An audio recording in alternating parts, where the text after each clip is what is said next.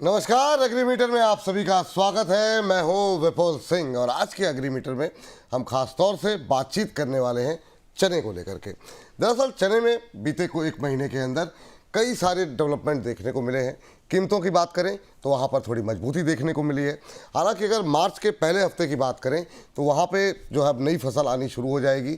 ऐसे में आगे चने की कीमतों पर प्रेशर देखने को मिल सकता है क्या, या फिर ये जो तेज़ी है वो आगे भी कंटिन्यू होती हुई दिखाई देगी। इसके साथ साथ इंपोर्ट, डिमांड, सप्लाई की अभी सिचुएशन क्या है, आने वाले समय को लेकर के क्या कुछ आउटलुक नज़र आ रहा है, इन तमाम पहलुओं को लेकर के डिटेल में आज बातचीत करने वाले हैं। और इस पर बातचीत करने के लिए हम सबके पसंदीदा केडिया एडवाइजरी के डायरेक्टर अजय केडिया सर हमारे साथ जुड़ रहे हैं। अजय सर, बहुत बहुत स्वागत आज की इस खास विशेष चर्चा पर जुड़ने के लिए। सर बहुत बहुत धन्यवाद विपुल जी, मुझे बुलाने के लिए। बहुत बहुत धन्यवाद सर। हालांकि आपके साथ तो जिस भी विषय पर बातचीत हो जाए बड़ा अच्छा लगता है, और ख़ास तौर से मतलब सोने चांदी पर तो आजकल आप लोगों की जो मतलब डिमांड है इतनी अद्भुत तेज़ी के साथ बढ़ रही है सर। लेकिन आज की बात हम चने को लेकर के करेंगे सर। चने की बुआई में सर इस साल अगर हम देखें तो बढ़ोतरी देखने को मिल रही है। अभी अगर हम फसल की स्थिति की बात करें तो वो कैसी आपको दिखाई दे रही है? राजस्थान में इस साल हम देख रहे हैं कि चने का बम्पर उत्पादन अनुमान जताया जा रहा है कि हो सकता है। आप इसको लेकर के आपकी टिप्पणी क्या रहेगी सर? देखिए बिल्कुल, अगर हम देखें तो पल्सेस में एक अच्छी चीज है। पिछले 4-5 साल में गवर्नमेंट ने जो इन्फ्लेशन की बात करे उसको कंट्रोल करने की पूरी अच्छे से कोशिश की है। इस बार भी अगर हम देखते हैं तो बम्पर प्रोडक्शन हम बोल सकते हैं कि करीबन 96.2 लाख हेक्टर के आसपास के जो फिगर्स हमने 30 जनवरी तक को आते हुए देखे, जो दर्शाता है कि पिछली बार के मुकाबले अच्छा है। पिछली बार 91.22 के आसपास का फिगर था। सेकेंडली, हाँ, अब हम लोग एकदम वर्ज है कि नए माल की आवक रहेगी। इतने सब होने के बाद हॉरेका इंडस्ट्री की डिमांड अच्छी है, क्योंकि पिछले 2 साल से हम देखिए भाव काफी स्टेबल रहे हैं और तो बहुत अच्छे से लोअर लेवल पे रहे, इसलिए हमने इन्फ्लेशन, फूड इन्फ्लेशन को भी एकदम काबू में पाते हुए देखा है। तो यहाँ पे हॉरेका इंडस्ट्री जब भी विपुल जी भाव में अगर स्टेबिलिटी होती है तो डिमांड एक्चुअली इंप्रूव होती है। तो यहाँ पे उसी का एक असर हमने आते हुए देखा। और कहीं ना कहीं राजस्थान का जो एरिया है वहां पे भी हमने देखा, इसकी वजह से भाव थोड़े स्टेबल भी थे और मौसम भी अनुकूल था, उसकी वजह से एरिया अंडर कल्टीवेशन भी इम्प्रूव हुआ है। हम्म। अभी सर जो आवक बढ़ रही है इसकी वजह आप क्या देख रहे हैं? अप्रैल से लेकर के अभी तक अगर हम देखें तो करीब 13% का जंप जो है वो देखने को मिला है आवक में। आगे अभी की बात करें तो अभी जो बैलेंस शीट है वो क्या इंडिकेट कर रही है अभी?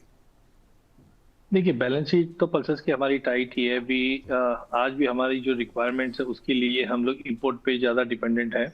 सेकेंडली, आवक बढ़ने का सबसे बड़ा कारण है क्योंकि हम जानते हैं कि फरवरी एंड से ही हम देखते हैं नए माल की आवक मार्केट में स्टार्ट हो जाती है। रिसेंटली अगर जो नए डेटा आए हैं उसमें भी ये दिखा रहा है कि एटलीस्ट अगर हम देखें सदर्न इंडिया, तो यहाँ से आवक ऑलरेडी स्टार्ट हो चुकी है, जहाँ पे सोलापुर में नए अराइवल्स, अनागिरी चना की जो अराइवल्स है वो बढ़ने स्टार्ट हो चुके हैं, जो दर्शाता है कि फसल भी अच्छी है, मौसम भी अच्छा है और अराइवल्स भी अपनी आना चालू हो चुकी है। इसी को देखते हुए हमने दिसंबर जनवरी में अराइवल्स कंटिन्यू बढ़ते हुए देखे थे।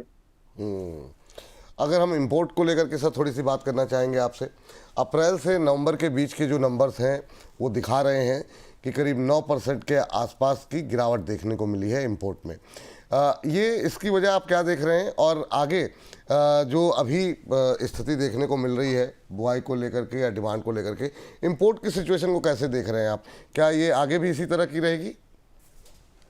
देखिए इंपोर्ट काफी इंपॉर्टेंट है हमारे लिए, प्राइस स्टेबिलिटी के लिए, चाहे बर्मा हो, ऑस्ट्रेलिया हो, चाहे कनाडा हो। अभी जो नंबर्स दिख रहे हैं हमने करीबन 9% की गिरावट दिख रही है। पिछले साल 1,97,695 के फिगर्स थे और इस बार करीबन 1,80,198 है।